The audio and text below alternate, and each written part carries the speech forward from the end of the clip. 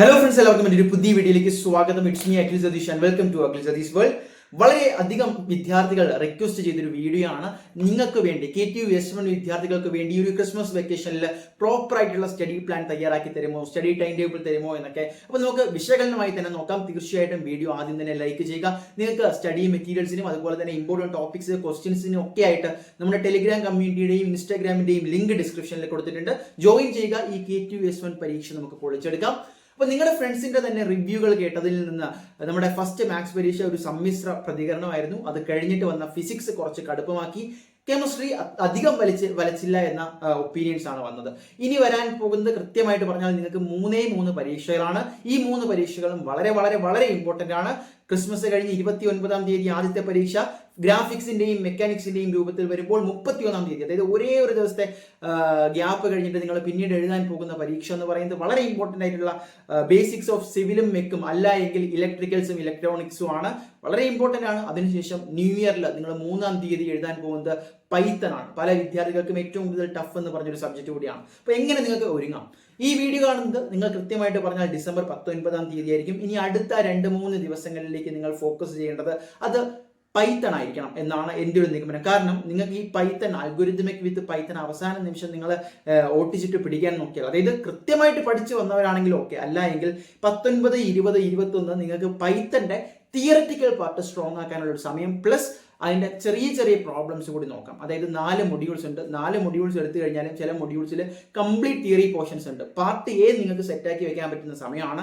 Part ബിയിലേക്കാണ് അതിൻ്റെ sold examples, അതായത് programming type questions വരുന്നത്.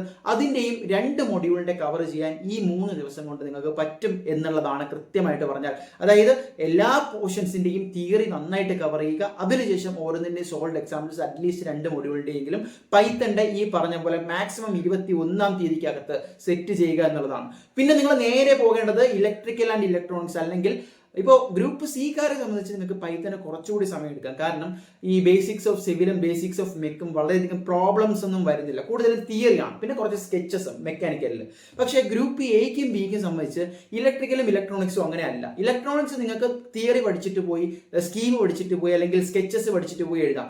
ഇലക്ട്രിക്കൽ ന്യൂമറിക്കൽസ് ഉള്ള സബ്ജക്റ്റാണ്. അതുകൊണ്ട് കൃത്യമായിട്ട് ഇലക്ട്രിക്കലിന്റെ ഓരോ മൊഡ്യൂളിൽ നിന്നും ന്യൂമറിക്കൽസ് പ്രോബ്ലംസ് നിങ്ങൾക്ക് ചോദിക്കും, അനാലിസിസ് പ്രോബ്ലംസ് ചോദിക്കും, എക്സാമ്പിൾസ് ന്യൂമറിക്കൽസ് ചോദിക്കും. അപ്പോൾ 21 കഴിഞ്ഞാൽ 22, 23, അറ്റ്ലീസ്റ്റ് 24 വരെ നിങ്ങൾ ഈ പറഞ്ഞ പോലെ ഇലക്ട്രിക്കൽ ആൻഡ് ഇലക്ട്രോണിക്സിന് നിങ്ങൾ ഇൻവെസ്റ്റ് ചെയ്യുക.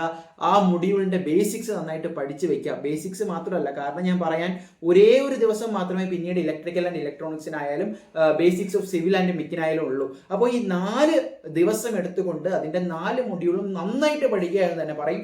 പിന്നീട് നിങ്ങൾക്ക് 29-ാം തീയതി കഴിഞ്ഞ് 30-ാം തീയതിയും 29-ാം തീയതി രാത്രിയും നിങ്ങൾക്ക് ജസ്റ്റ് റിവൈസ് ചെയ്യാനുള്ള സമയം മാത്രമേ കിട്ടുള്ളൂ. അപ്പം ആദ്യത്തെ 2 ദിവസം പൈത്തൺ നോക്കുക, അതിനുശേഷം ഇലക്ട്രിക്കൽ ആൻഡ് ഇലക്ട്രോണിക്സിലേക്ക് പോവുക.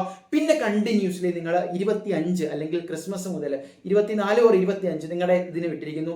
അങ്ങോട്ട് 25, 26, 27, 28 4-5 ദിവസം നിങ്ങൾക്ക് കിട്ടും. അത് നിങ്ങൾ നോക്കേണ്ടത് തീർച്ചയായിട്ടും ഗ്രാഫിക്സ് മെക്കുമായിരുന്നു. ഗ്രാഫിക്സിന്റെയും മെക്കിന്റെ ഏറ്റവും വലിയൊരു സവിശേഷത നിങ്ങൾക്ക് വാരി വലിച്ച് പഠിക്കാനൊന്നുമില്ല. ഇപ്പൊ ഗ്രാഫിക്സിൽ തന്നെ 4 മൊഡ്യൂളുണ്ട്. ഒരു മൊഡ്യൂളിൽ 2 മെത്തേഡ്. ആ രീതിയിൽ പഠിച്ചു കഴിഞ്ഞാൽ ആ മെത്തേഡ് എന്താണെന്ന് പഠിക്കണം. ഒരു ക്വസ്റ്റ്യൻ വരുമ്പോൾ എങ്ങനെ അതിനെ അപ്രോച്ച് ചെയ്യണമെന്ന് പഠിക്കണം.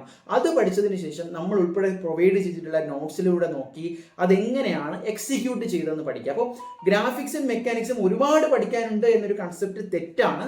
മറിച്ച് എന്താണ്, വളരെ ചെറിയ അതായത് ചുരുങ്ങിയ കൺസെപ്റ്റുകളാണ്. ആ കൺസെപ്റ്റുകൾ നന്നായിട്ട് പഠിക്കുക. ഇപ്പോൾ ഗ്രാഫിക്സിനെ സംബന്ധിച്ച് എടുത്തു കഴിഞ്ഞാൽ മൊഡ്യൂൾ 1-ൽ തന്നെ 2 സെക്ഷൻസ് ഉണ്ട് നിങ്ങൾക്ക് പല രീതിയിൽ വരയ്ക്കുന്നതിന്. ഓക്കെ, അതിൽ ഇപ്പം പാർട്ട് എയും പാർട്ട് ബി ഒന്നും ഇല്ല. ഇപ്പൊ ഗ്രാഫിക്സിനെ സംബന്ധിച്ച് എന്താണ്, കൃത്യമായിട്ട് പറഞ്ഞാൽ 4 ക്വസ്റ്റ്യൻ, 15 മാർക്കിന്റെ 4 ക്വസ്റ്റ്യൻ.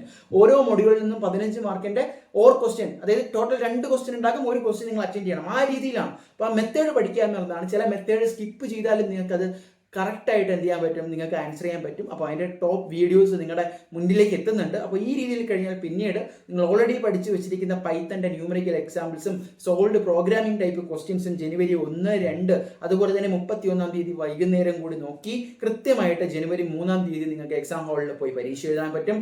സോ ഇതിൽ നിങ്ങളുടെ അഭിപ്രായം എന്താണ്? പഠിച്ചു തുടങ്ങിയോ ഗൈസ്? നോട്ട്സും മെറ്റീരിയൽസും ഒക്കെ വേണ്ടവർ ഇപ്പോൾ തന്നെ നമ്മുടെ ടെലിഗ്രാം ഗ്രൂപ്പിൽ ജോയിൻ ചെയ്യുക, ഇൻസ്റ്റാഗ്രാം ഫോളോ ചെയ്യുക. മറ്റൊരു വീഡിയോ ആയിട്ട് കാണാം.